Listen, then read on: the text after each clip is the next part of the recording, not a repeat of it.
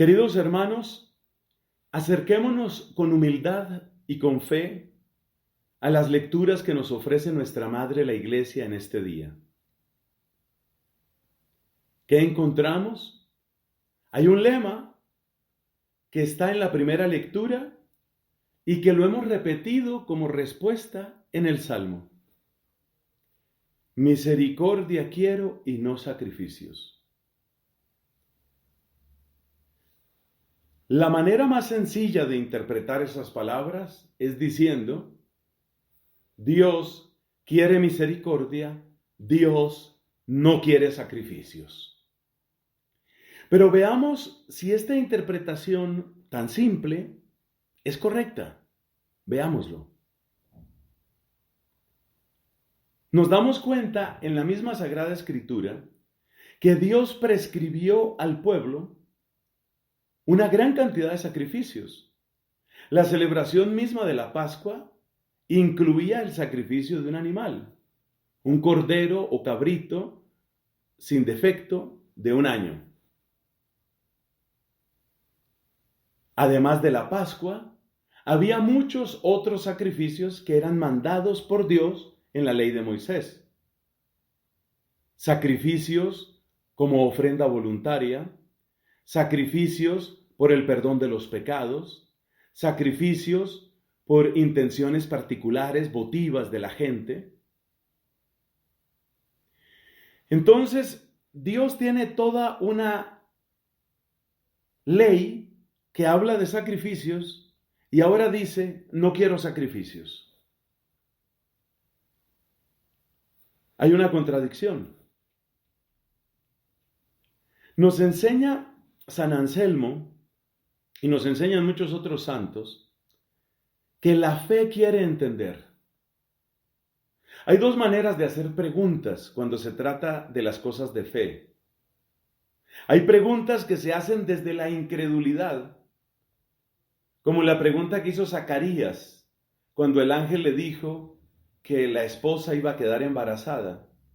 Fíjate cómo preguntó Zacarías: ¿yo cómo voy a estar seguro de eso? Es una pregunta desde la incredulidad. Pero hay preguntas que son preguntas para entender y obedecer, como la pregunta que hizo María Santísima, también al mismo ángel Gabriel: ¿cómo será eso? Yo no conozco varón. O sea que preguntar no es pecado. Decía San Anselmo: la fe quiere entender. Fides querens intellectum. Acerquémonos entonces con humildad, imitando a María Santísima, acerquémonos con humildad a estos textos y preguntemos qué es lo que debemos entender ahí. Porque lo que nos está diciendo la Escritura es que Dios, por una parte, manda que se hagan una cantidad de sacrificios y luego dice: no quiero sacrificios. ¿Eso cómo se entiende? ¿Lo manda y lo prohíbe? Esta pregunta no es una simple curiosidad intelectual. Esta pregunta tiene por propósito que descubramos cómo hay que entender muchas veces estos pasajes. Porque no faltan quienes interpretan estos pasajes como diciendo: mira, ya Dios no quiere que ayunes, ya Dios no quiere que hagas penitencia, ya eso está superado, ya eso quedó atrás. Ahora basta con la sola misericordia, ahora únicamente se trata de ser buenos, solidarios, compasivos y con eso basta. Las personas que hablan de esa manera están interpretando, están dando su propia interpretación a este tema de los sacrificios. Por eso uno tiene que seguir las huellas de San Anselmo y por eso uno tiene que preguntarse: ¿estoy entendiendo bien? Porque el tema está servido.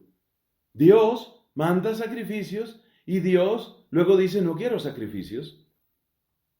Y de hecho, si luego nos vamos a la vida y al ministerio de Cristo, tampoco parece que Cristo haya quitado los sacrificios. Fíjate lo que nos dice Jesucristo. Cristo dice: el que quiera salvar su vida, la perderá. Pero el que pierda su vida por mí, la encontrará. Eso de perder la vida por Cristo, eso suena a sacrificio. Y luego Cristo también dice, el que no tome su cruz, y ya sabemos lo que significaba el suplicio de la cruz, el que no tome su cruz y me siga, no puede ser discípulo mío. Y dice Cristo también, si el grano de trigo no cae en tierra y muere, ese es como un holocausto, como una ofrenda en la que todo se pierde.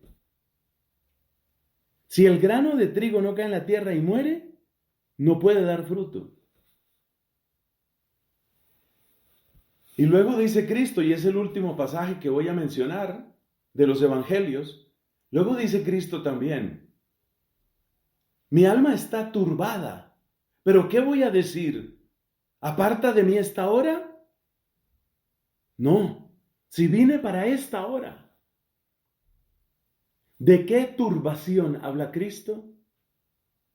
Habla de el terrible prospecto de ser sacrificado. ¿Y de qué manera podemos describir la pasión de Cristo si no es como un sacrificio? ¿Y qué es esto, mis hermanos, que estamos celebrando? ¿Esta Santa Misa qué es? Sino la presencia de ese mismo sacrificio de Cristo, que hoy, bajo las especies del pan y del vino, se realiza ante nosotros y para beneficio nuestro. Por eso hablamos, y con toda razón, del santo sacrificio de la misa. O sea que los que pretenden decir que ya se acabaron los sacrificios y que eso era antes y que quítalo del vocabulario, parece que no están entendiendo bien. Así no es. Y por eso es vital que nosotros entendamos bien en dónde está el tema de los sacrificios, porque parece que los sacrificios que quedan prohibidos son los sacrificios que Dios denuncia como estériles y falsos. Y eso lo vamos a ver precisamente en los textos que tenemos hoy. Mira, por ejemplo, volviendo a la primera lectura que fue del profeta Oseas, mira en la primera lectura una primera denuncia que hace el profeta de parte de Dios, por supuesto. ¿Qué haré de ti, Efraín? ¿Qué haré de ti, Judá? Efraín, ¿a quién se refiere? Era uno de los hijos de José. José es uno de los 12 hijos de Jacob. Pero José no es cualquiera. José es el hijo predilecto de Jacob, según el Génesis. Efraín es el hijo amado de José. O sea que Efraín en el Antiguo Testamento alude al muy amado. Es el pueblo muy amado, es un nombre cariñoso. Por supuesto, es el nombre de un nieto de Jacob, pero es, por decirlo de alguna manera, un nieto muy amado. Entonces, al dar el nombre de Efraín, lo que está diciendo es el muy amado. ¿Qué haré de ti, pueblo muy amado? ¿Qué haré de ti, Judá? ¿Y qué significa mencionar a Judá? Significa mencionar la tribu elegida para perpetuarse en el reino. Porque según el capítulo 7 del segundo libro de Samuel, texto que leíamos no hace mucho, Dios prometió a David, el cetro no se apartará de tu descendencia. Entonces Judá es la tribu elegida dentro del pueblo elegido, y Efraín es el nieto amado dentro del pueblo amado. O sea que esas dos expresiones, Efraín y Judá, están hablando del profundísimo amor de Dios por su pueblo y de la quinta esencia de la elección divina en ese pueblo. Lo que quiero destacar es que es un lenguaje entrañable, es un lenguaje cargado de emoción, cargado de amor. ¿Y qué sigue? ¿Qué haré de ti, pueblo muy amado? ¿Qué haré de ti, pueblo elegido? Y mira la queja. Vuestra piedad es como una nube mañanera, como rocío de madrugada que se evapora. Ahí empieza la denuncia. Ahí empieza el problema con los sacrificios. Piedad que se evapora. Ahí empieza el problema. ¿Y cuál será esa piedad que se evapora? Pues la piedad se expresa siempre en actos exteriores. Cantos, procesiones, llanto conmovido, gestos de humillación. Pero dice el Señor, es piedad que se evapora. Como quien dice, a ti la religión se te va en pura emoción, a ti la religión se te va en sentimentalismo. Tu religión es puro sentimentalismo, es pura emoción. Eres bueno para las emociones, eres malo para vivir la fe. Ahí está la queja. Esa es la primera queja. Es decir, exteriormente manifiestas mucho, pero luego tu vida y tus obras no corresponden a toda esa piedad y a todo ese sentimiento que has manifestado. Es la misma denuncia que hicieron muchas veces los profetas. Por ejemplo, Isaías. Isaías lo dijo con mucha claridad. Este pueblo me honra con los labios, pero su corazón está lejos de mí. Ese es el problema. Ahí es donde está el problema.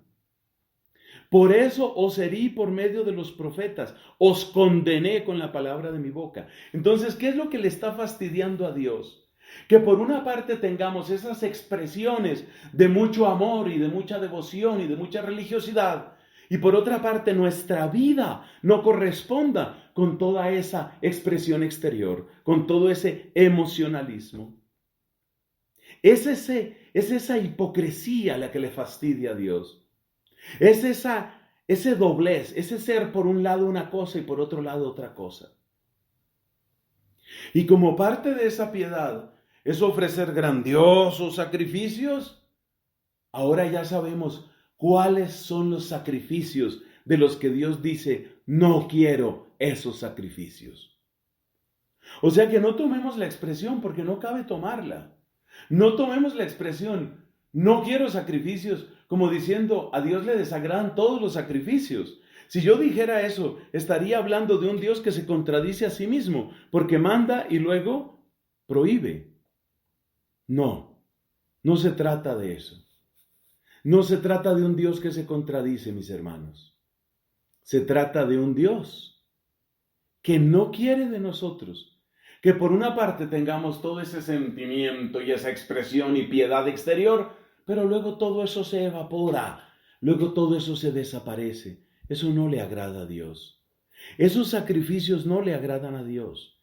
Y por eso dice, quiero misericordia y no sacrificios.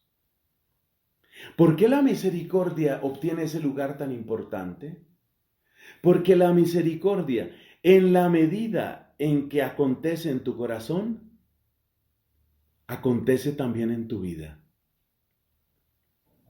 En la medida en que de verdad te compadeces del que está sufriendo, en la medida en que tú padeces con el que está padeciendo, en esa medida estás dando algo de ti. Y porque estás dando algo de ti, ahí estás ofreciendo un verdadero sacrificio. La Iglesia nos propone en el Salmo de respuesta de la misa de hoy, que es el Salmo 51 de la numeración de la Biblia, Salmo 50 en la numeración de la liturgia, nos propone este salmo, y fíjate lo que dice aquí. Esta traducción dice, no es el sacrificio lo que te complace, y si ofrezco un holocausto no lo aceptarías. No es el sacrificio lo que te complace. ¿De qué está hablando aquí el salmista? Este salmo se atribuye por antonomasia al rey David. Lo dice el mismo texto sagrado. ¿De qué sacrificio habla aquí? Del sacrificio puramente exterior. Porque fíjate lo que sigue. El sacrificio que Dios quiere es un espíritu arrepentido, un corazón arrepentido y humillado. Tú, Dios mío, no lo desprecias. Entonces no es que Dios no quiera sacrificios, sino que ya nos está enseñando Oseas que el sacrificio que Dios quiere es un sacrificio de un corazón que es capaz de compadecerse. Porque en la medida en que pones sobre ti el dolor de tu hermano, En la medida en que padeces con tu hermano, ahí eres tú quien se está convirtiendo en sacrificio. Y luego nos completa el mensaje David cuando dice, un corazón arrepentido y humillado, ese es el sacrificio que tú quieres, ese es el sacrificio que tú no rechazas. Entonces, no es que debamos quedarnos sin sacrificio, sino que más allá de las expresiones exteriores, de lo que se trata en primer lugar es de que nuestro corazón cultive el arrepentimiento, un corazón contrito y humillado, y luego un corazón que se duela por lo que le sucede al prójimo. Ahora bien, si mi corazón está arrepentido y está humillado, y si mi corazón carga sobre sí el dolor del hermano, entonces yo estoy ofreciendo un sacrificio interior. Y a ese sacrificio interior que Dios acepta, a ese sacrificio interior, ciertamente se le puede y se le debe añadir el sacrificio exterior. ¿Y de dónde sacamos que también se necesita el sacrificio exterior? ¿Eso de dónde lo tomamos? Pues lo tomamos del hecho de que Cristo, cuando habla, por ejemplo, en el Sermón de la Montaña del ayuno, no dice, no ayunen. Lo que Cristo dice es, ayunen, pero no por vanidad. O sea que el sacrificio sigue. Y también el sacrificio corporal sigue. Y también el sacrificio exterior sigue. Pero este sacrificio exterior tiene que nacer de una conversión interior, de una humildad y humillación interior, de un arrepentimiento profundo en el corazón y de un deseo de cargar sobre nosotros también la necesidad del prójimo. En resumen, Dios no se contradice. Los sacrificios no han desaparecido. El primero que nos da ejemplo es Cristo. Luego sus santos. Por ejemplo, San Pablo nos va a decir en el capítulo 1 de la carta a los Colosenses, completo en mi cuerpo lo que falta a la pasión de Cristo. Él también hace sacrificio. Él también. Entonces los sacrificios no han desaparecido. Lo que tiene que aparecer en cambio es la sinceridad de nuestro corazón que ofrece el primer sacrificio, que es el arrepentimiento porque hemos ofendido a Dios. Y luego, ese otro sacrificio, que es el dolor de ver el dolor de mi hermano y que es el dolor que acompaña a aquel que está sufriendo. Sigamos entonces esta celebración eucarística recordando siempre que este es el sacrificio eucarístico. Decía San Luis Bertrán, que es el patrono de nuestra provincia dominicana de Colombia, decía, no cabe que la cabeza esté coronada de espinas y el cuerpo de Cristo que somos nosotros, solo revestido de regalos. Nosotros también tenemos nuestra cuota, pero hay que vivirla con sinceridad, con amor, desde el arrepentimiento y desde la misericordia. Así nos unimos de verdad a esta hostia bendita que en minutos nos va a hacer presente el cuerpo sacratísimo del Señor. Así nos unimos a este cáliz santísimo que en minutos va a traer a nosotros la sangre preciosa del Hijo de Dios encarnado. Amén.